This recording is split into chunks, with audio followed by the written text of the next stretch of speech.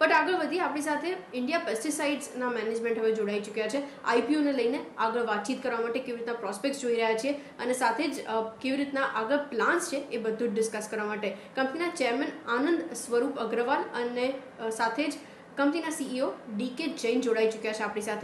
स्वागत है सर आप दोनों का. सबसे पहले आनंद जी, मैं आपसे शुरुआत करना चाह रही थी क्योंकि हम लोग जानते हैं आपके मेन दो सेगमेंट्स है, किस तरीके से पोटेंशियल आप पूरी इंडस्ट्री का देख रहे हैं, क्योंकि ये एक ऐसी इंडस्ट्री रही है FY21 के दौरान भी जहाँ पर डिस्ट्रप्शंस दिखे थे, स्टिल आउट परफॉर्म करता हुआ दिख रहा था ये पूरा सेक्टर. यहाँ से डिमांड जनरेशन किस तरीके से आपको दिख रहा है, जिस तरीके से एंकर इन्वेस्टर्स की तरफ से इतना अच्छा रिस्पॉन्स मिला है, आगे जाते हुए आप कितना ओवरऑल ग्रोथ एक्सपेक्ट कर रहे हैं, उसी से शुरुआत करें. अच्छा, देखिए, जहाँ तक रहा पेंडेमिक का सवाल, तो ये एग्रोकेमिकल इंडस्ट्री एसेंशियल कमोडिटी में आती है, तो इसलिए शुरू के 10-15 दिन तो कोई प्रॉब्लम रही, पर एग्रोकेमिकल्स खासतौर से हमारी कंपनी किसी को कोई प्रॉब्लम नहीं रही और प्रोडक्शन बराबर होता रहा. आपका दूसरा सवाल कि आगे फ्यूचर क्या है, तो एग्रोकेमिकल्स का फ्यूचर अच्छा है क्योंकि इंडिया की एग्रोकेमिकल्स की बिक्री बहुत अच्छी चल रही है और इंडिया की ग्रोथ, एग्रोकेमिकल्स की ग्रोथ भी 10% है और वर्ल्ड की भी है. और सारे वर्ल्ड में अगर एग्रोकेमिकल्स देखा जाए तो आज $62 बिलियन है, जो कि $86 बिलियन हमारे को हो जाएगा. तो इसलिए हमको लगता नहीं है कि कोई प्रॉब्लम आगे को आने वाली है. आगे अच्छा ही होने वाला है. Okay, agreed sir. अच्छा जैन सर, मुझे आपसे एक पैरामीटर जो समझना था, एक्सपोर्ट मार्केट काफ़ी बूमिंग है. अगर मैं बाकी प्लेयर से भी जो बातचीत कर रही थी वो भी ये बता रहे थे कि वहाँ से डिमांड ज़्यादा जनरेट हो रही है. प्राइसिंग कंडीशन ग्लोबल के हिसाब से डोमेस्टिक में किस तरीके से उभरते हुए आप देख रहे हैं, चूँकि नियरली 50 to 55% आपका भी एक्सपोर्ट से कंट्रीब्यूट होता है. सिचुएशन किस तरीके से आगे बढ़ते हुए और ज़्यादा एस्केलेट होते हुए आप देख रहे हैं, और एक आइडिया 25 कंट्रीज में आप ऑलरेडी एक्सपोर्ट करते हैं और कितना एक्सपेंशन करने के बारे में सोच रहे हैं. पहला क्वेश्चन आपका कि भाई एक्सपोर्ट की क्या पोजीशन है, तो मैं ये बता दूं कि एक्सपोर्ट इंडिया से बढ़ते ही जा रहा है और डे बाय डे बढ़ेगा ही, क्योंकि जो मल्टीनेशनल कंपनीज हैं उनका चाइना से थोड़ा सा मोह भंग हो गया है और वो लोग चाइना पर टोटल डिपेंडेंसी नहीं चाहते हैं. तो वो लोग जो है इंडिया की तरफ देख रहे हैं और इंडिया में वो लोग सस्टेनेबल रिलायबल पार्टनर्स जो है वो ढूंढ रहे हैं और उनसे बातचीत चल रही है. हम लोग भी कई कंपनियों से बात कर रहे हैं और हमारे भी नए प्रोडक्ट जो है नए उनके साथ में आ रहे हैं.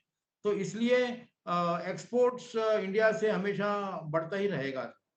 और दूसरी बात यह है कि इंडिया की भी प्राइसिंग थोड़ी सी बढ़ी है, क्योंकि चाइना में थोड़ा सा कॉस्ट एस्केलेशन हुआ है, तो उसके वजह से जो इंपोर्ट हो रहा है वो थोड़ा सा कॉस्टली बढ़ा है. इंडिया में भी जो है प्राइसेस थोड़े से हार्ड हुए हैं और हम लोग हमारा भी एक्सपोर्ट हर साल बढ़ रहा है और हम लोग 25 कंट्रीज में अभी एक्सपोर्ट कर रहे हैं और भी दूसरे कंट्रीज में एक्सपोर्ट करने का हमारे ऑलरेडी डिस्कशन चल रहे हैं.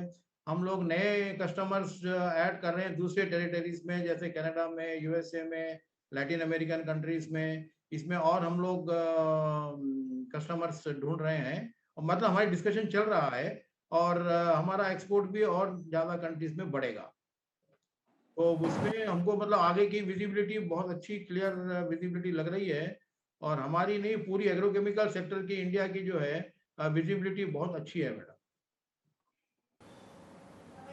Okay, agreed sir. अच्छा आनंद जी, क्योंकि R&D फोकस आपका प्राइम जो यहाँ से कंपोनेंट रहा है उसके ऊपर मैं थोड़ा और डिस्कशन भी करना चाह रही थी. आपके पास 2 well equipped in house laboratories भी हैं और टोटल जो हम लोग स्ट्रक्चर देख रहे हैं उसमें से कितना टुवर्ड्स R&D की तरफ जाता है, FY21 की ही बात कर ले तो, और किस तरीके से शेप अप हो रहा है, एक आइडिया अगर आप मुझे दे पाए ट्रेजेक्टरी का.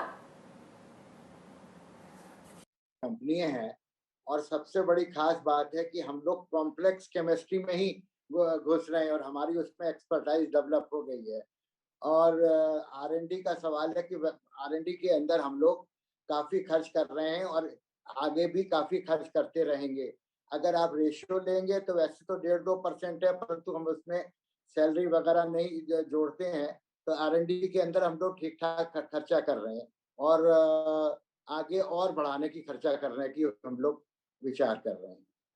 मैडम मैं एक चीज इसमें और ऐड कर दूं, जो साहब ने कहा है कि हम लोग अभी जितने भी टेक्निकल प्रोडक्ट्स बना रहे हैं ये सब हमारे R&D में ही डेवलप किए हुए हैं, और यही फोकस हमारा आगे भी रहेगा। और हमारे पास और अभी number of molecules development stage में हैं जो हम इम्प्लीमेंट कर रहे हैं, तो ये हमारा पाइपलाइन कंटिन्यू चालू रहेगा। और मैं आपको एक चीज और ऐड करना चाह रहा हूँ कि जो हम बिल्कुल सर, बताइए सर। बेसिक से बना रहे हैं, हमारी केमिस्ट्री जो है वो शुरू से क्लोरीन वगैरह लेके बना रहे हैं। ज्यादातर लोग बाहर से लेके करते हैं, हम लोग बेसिक से बना रहे हैं, तो इसलिए हमारा प्रॉफिट और मार्जिन और ईबीटा ज्यादा बेटर आ रहा है। Okay, agreed sir. अच्छा, एक चीज़ जो मुझे और समझनी थी, जैन साहब अगर आप मुझे बता पाए, रॉ मटेरियल का जो सिनारियो है, आई बिलीव नियरली 60% जितना लोकली ही सोर्स होता है, किस तरीके से वो शेप अप हो रहा है? क्या उसकी प्राइसेस इतनी वोलेटाइल है पिछले साल के मुकाबले? और अब जब चीज़ें थोड़ी इन टर्म्स ऑफ प्राइसिंग में बेटर दिख रही है, तो मार्जिन्स के फ्रंट पे मैं क्या एक्सपेक्ट करूँ आने वाले तो से 1 to 2 ईयर्स के लिए?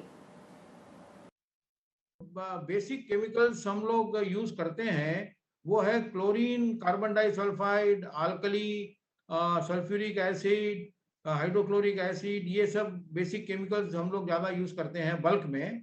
और ये हमारे पास यूपी में आजू बाजू में अवेलेबल है नियर बाई एरियाज में।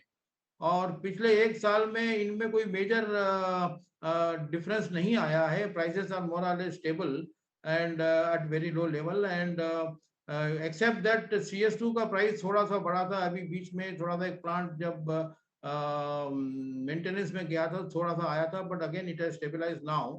तो प्राइसिंग वाइज हमें कोई प्रॉब्लम नहीं हुई है, और आने वाले दिनों में भी हमें कोई प्राइसिंग में कोई प्रेशर नहीं लगता है, तो इसीलिए हमारे मार्जिन्स में भी कोई फर्क नहीं आएगा। ओके, अग्रीड सर, बिल्कुल। और आनंद सर, इमीडिएट लिस्टिंग के बाद क्या सबसे पहले गोल रहेगा? यूसेज किस तरीके से ये फंड्स का होगा? एक डिटेल अगर आप मुझे ये दे पाएं। देखिए, हम लोग जो 800 करोड़ का कर रहे हैं, इसके अंदर 700 करोड़ तो OFS में कर रहे हैं। और क्योंकि हमारे क्लाइंट दिन पे दिन बढ़ते चले जा रहे हैं, तो हमारी जो क्लाइंट की लिस्ट है बढ़ रही है, तो 100 करोड़ रुपीस हमको वर्किंग कैपिटल की रिक्वायरमेंट बढ़ेगी, उसके लिए हम लोग 100 करोड़ रुपीस उसमें से उठा।